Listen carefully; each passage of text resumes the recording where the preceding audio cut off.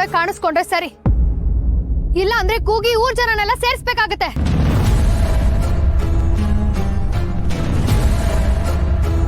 ಊರ್ ಜನ ಬಂದ್ರೆ ನಾನು ಏನು ಮಾಡಕ್ಕಾಗಲ್ಲ. ಏನ್ ಮಾಡ್ಲಿ ನಾನಿವಾಗ? ತಪ್ಪಿಸ್ಕೊಂಡು ಹೋದ್ರು ಅನ್ಸುತ್ತೆ ಈಡಿಯಟ್ಗಳು. ನಮ್ಮ ಮನೆ ಮೇಲೆ ಕಣ್ಣು ಜನಕ್ಕೆ.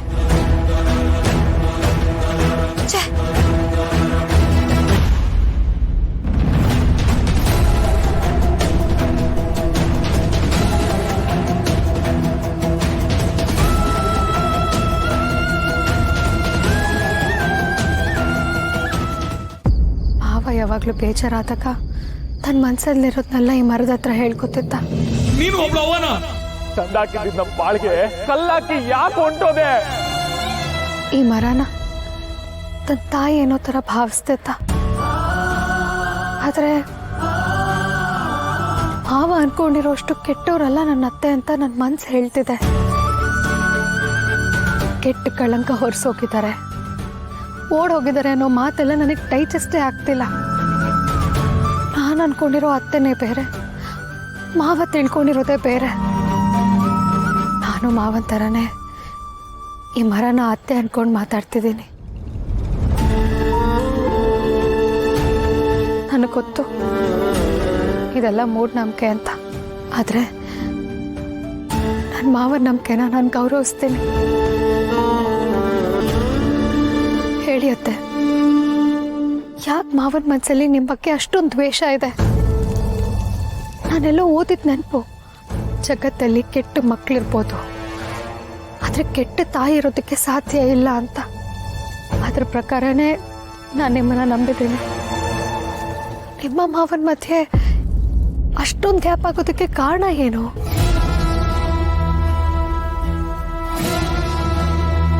ಅಥವಾ ನಿಮ್ಮಿಬ್ಬರ ಮಧ್ಯ ಮೂರನೇ ವ್ಯಕ್ತಿ ಕೈವಾಡ ಏನಾದರೂ ಇದೆಯಾ? ನನಗೆ ಗೊತ್ತಾಗ್ತಿಲ್ಲ ಅಮ್ಮ.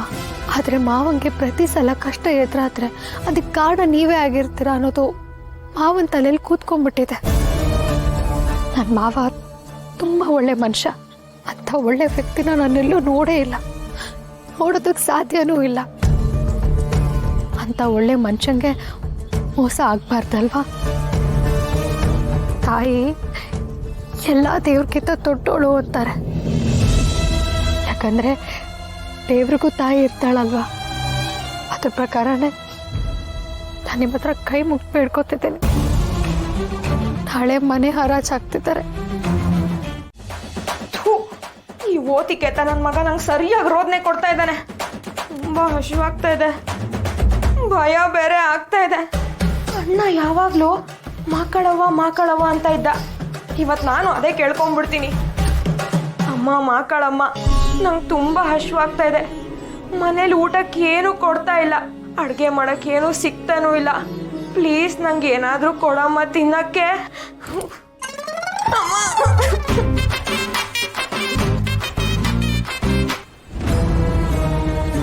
ಅಮ್ಮ, ಇಷ್ಟು ಬೇಗ ವರ ಕೊಟ್ಬಿಟ್ಯಾ?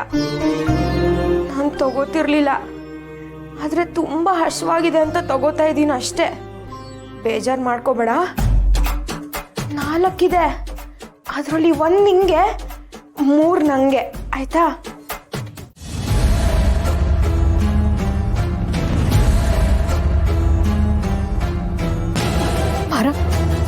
ಮರ ಮಾತಾಡ್ತಿದ್ದೆ, ಭಯ ಆಗ್ತಿದ್ದೆಲ್ಲ. ವಾಪಸ್ ಹೋಗ್ಬಿಡ್ಲ? ಹೆದರ್ಕೋಬೇಡ ಕಣವ,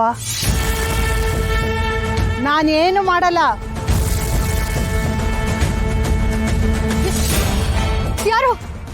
ಯಾರದ್ ಮಾತಾಡಿದ್ದು? ನಾನು ನೇರವಾಗಿ ಹೋಗಿ ನನ್ನ ಮಕ್ಕಳಿಗೆ ದುಡ್ಡು ಕೊಡೋಕ್ಕಾಗಲ್ಲ. ಇಲ್ಲೇ ಇಟ್ಟು ಹೋಗೋಣ ಅಂದರೆ ಯಾರಾದರೂ ತಗೋಬಹುದು.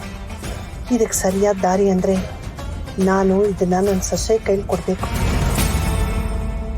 ಪಾರ್ವತಿ, ಏನು ಯೋಚನೆ ಮಾಡಬೇಡ ಕಣವ.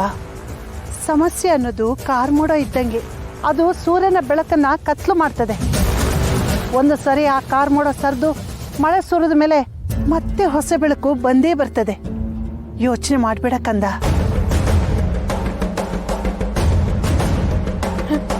ನೋಡಿ, ಸುಮ್ಮನೆ ಎದುರುಗಡೆ ಬಂದ್ರೆ ಸರಿ. ತಮಾಷೆ ಮಾಡಬೇಡಿ. ಯಾರು ನೀವು?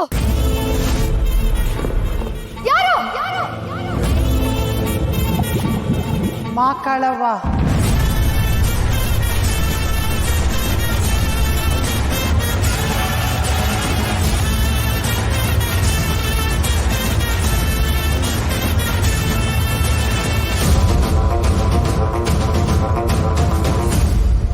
ಮಾಕಾಳವ್ವನ? ನಾನೇನು ಏನು ಗೊತ್ತಿಲ್ಲದಿರೋ ತರ ಕಾಣ್ತಿದ್ದೀನಾ? ದೇವ್ರೆಲ್ಲಾದ್ರೂ ಮಾತಾಡೋದಕ್ಕೆ ಸಾಧ್ಯನಾ? ಇದು ಪರೀಕ್ಷೆ ಮಾಡೋ ಹೊತ್ತಲ್ಲ ಕಣವ, ಪರಿಹಾರ ಕೊಡೋ ಹೊತ್ತು. ನಿನ್ನ ಮನೆ ಸಮಸ್ಯೆ ಬಗೆಹರಿತದೆ, ನಿನ್ನ ಮನೆ ನಿನಗೆ ಸಿಗ್ತದೆ. ಇದೆಲ್ಲ ಆಗ್ಬೇಕು ಅಂದ್ರೆ ನಾಳೆ ಮಾಕಾಳವನ ದೇವಸ್ಥಾನಕ್ಕೆ ಬಾ. ಆಗ ನಿನ್ನ ಮನೆ ಕಷ್ಟ ಎಲ್ಲ ಕರಗೋಯ್ತದೆ.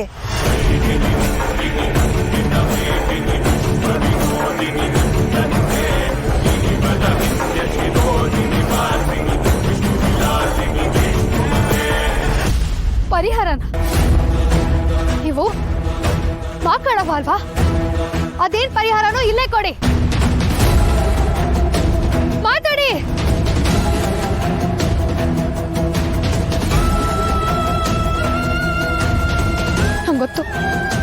ನಂಗೊತ್ತು ಯಾರೋ ನನ್ನ ಫೂಲ್ ಮಾಡಕ್ಕೆ ಮಾಡ್ತಿರೋದು ಅಂತ.